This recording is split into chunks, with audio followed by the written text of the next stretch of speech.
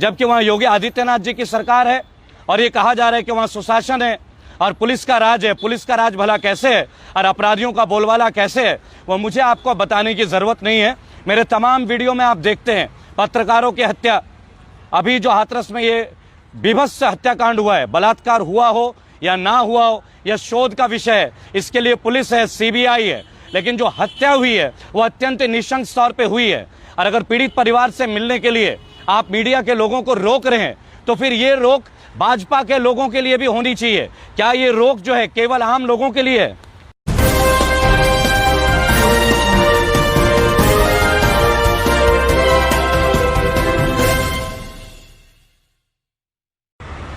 जय हिंद, जय भारत। मैं रेबल सदानंद पति। भाई और बहनों, अभी रिसेंटली मैं हाथरस भी गया था, लेकिन आप जानते हैं कि वहां पे हमारे जो मौलिक अधिकार उसका उल्लंघन किया जा रहा है। लगातार 3 बार हाथरस में कवर करने के बावजूद वहां पे मीडिया के लोगों को या हम जैसे जर्नलिस्टों को वहां परमिशन नहीं मिल रही है। और जिस मुद्दे पे मैं आज बात करने वाला हूं वो है फ्रीडम टू स्पीच कॉम्प्रोमाइज्ड।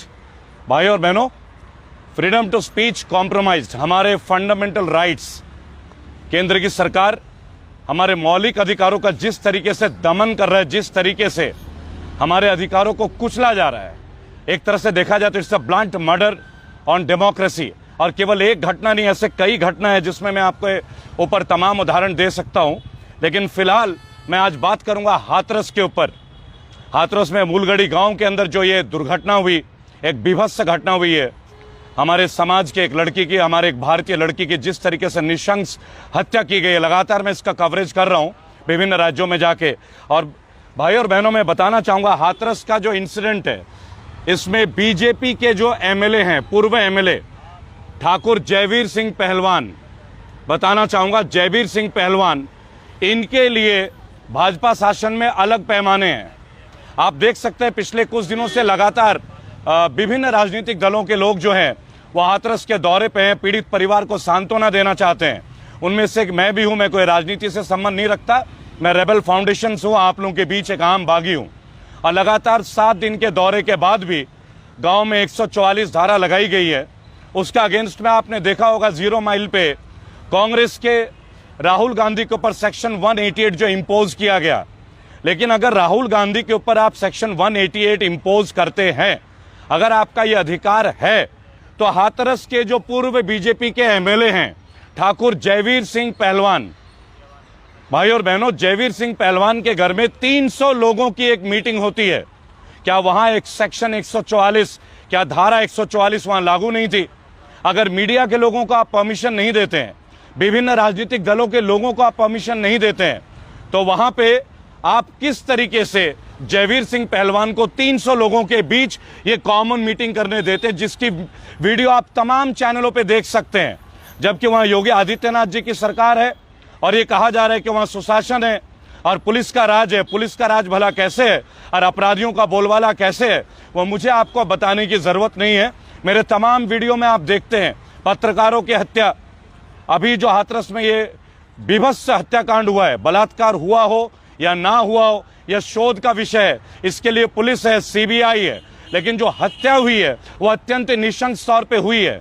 और अगर पीड़ित परिवार से मिलने के लिए आप मीडिया के लोगों को रोक रहे हैं तो फिर ये रोक भाजपा के लोगों के लिए भी होनी चाहिए। क्या ये रोक जो है केवल आम लोगों के लिए है?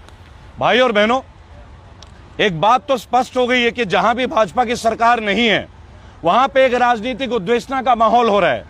मैं बताना चाहूंगा अंग्रेजी, एक पॉलिटिकल वेनेडेटा मैं बताना चाहूंगा आपको।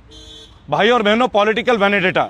आज बिहार में चुनाव हो रहे हैं और ठीक चुनाव के 10 दिन पहले तेजस्वी यादव और तेज प्रताप यादव पे मर्डर के मुकदमे दर्ज हो रहे हैं, हत्या के। आप समय देखिए, टाइमिंग देखिए। ठीक चुनाव होने के पहले महाराष्ट्र में पिछले कुछ दिनों से लगातार उथल पुथल चल रही कि महाराष्ट्र की सरकार को परिवर्तित की जाएगी। कभी आदित्य ठाकरे का नाम रखा गया सुशांत सिंह राजपूत मर्डर केस में या आत्महत्या केस में। ये क्या है, ये तो खैर सीबीआई के शोध में आएगा। लेकिन कल आप लोगों की जानकारी के लिए, आप में से सभी सजग लोग हैं, आप देख रहे हैं कि एम्स की जो रिपोर्ट आई है, एम्स की जो रिपोर्ट आई है उसमें सुशांत सिंह राजपूत केस में सुसाइड को रूल आउट, मर्डर को रूल आउट कर दिया गया है और सुसाइड को प्रदर्शित किया गया है। अब एम्स एक ऐसी संस्था है जो किसी की बपौती नहीं है। कोई राजनीतिक दल की संस्था नहीं है एम्स। लाइव चल रहा है अभी।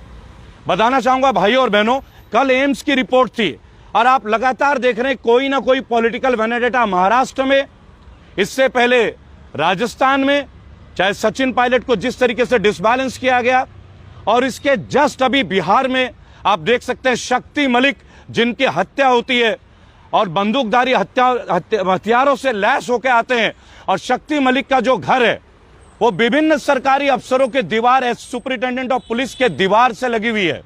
यानी जो व्यक्ति पुलिस के सबसे बड़े महकमे के अधिकारी के घर के पास रहता हो, पुलिस मुख्यालय के पास रहता हो, वहां हत्या होती है भाई और बहनों। तो वहां बिहार में सुशासन है, नीतीश जी एंड बीजेपी के अलायंस है, एनडीए की सरकार है, और उसके बावजूद शक्ति मलिक की हत्या होती है।